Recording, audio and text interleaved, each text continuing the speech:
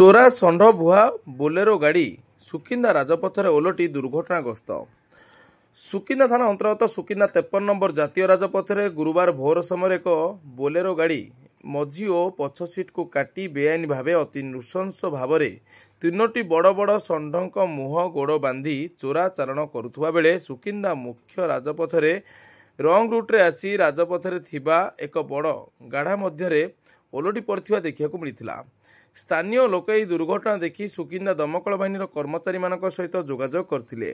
ସୁକିନ୍ଦା ଦମକଳ ବାହିନୀର ଅଧିକାରୀ ରଜନୀକାନ୍ତ ସାମଲଙ୍କ ନେତୃତ୍ୱରେ ଏକ ସ୍ୱତନ୍ତ୍ର ଟିମ୍ ତୁରନ୍ତ ଘଟଣାସ୍ଥଳରେ ପହଞ୍ଚି ଅକ୍ଳାନ୍ତ ପରିଶ୍ରମ କରି ସ୍ଥାନୀୟ ଲୋକମାନଙ୍କ ସହାୟତାରେ ଗୋଟିଏ ଷଣ୍ଢକୁ ଦଉଡ଼ି ସାହାଯ୍ୟରେ ଟାଣି ବାହାରକୁ ବାହାର କରିବା ପରେ ଅନ୍ୟ ଦୁଇଟି ବଡ଼ ବଡ଼ ଷଣ୍ଢ ବୋଲେରୋ ଗାଡ଼ି ମଧ୍ୟରେ ଫସି ରହିଥିବାରୁ ସ୍ଥାନୀୟ ପୋଲିସ ଉପସ୍ଥିତିରେ କଟର ମେସିନ୍ ସାହାଯ୍ୟରେ ଦମକଳ ବାହିନୀର କର୍ମଚାରୀମାନେ ବୋଲେରୋ ଗାଡ଼ିର ଉପର ପାର୍ଶ୍ୱକୁ କାଟି ଦୁଇଟି ଷଣ୍ଢକୁ ଗୁରୁତର ଅବସ୍ଥାରେ ଉଦ୍ଧାର କରିଥିବା ଦେଖିବାକୁ ମିଳିଥିଲା।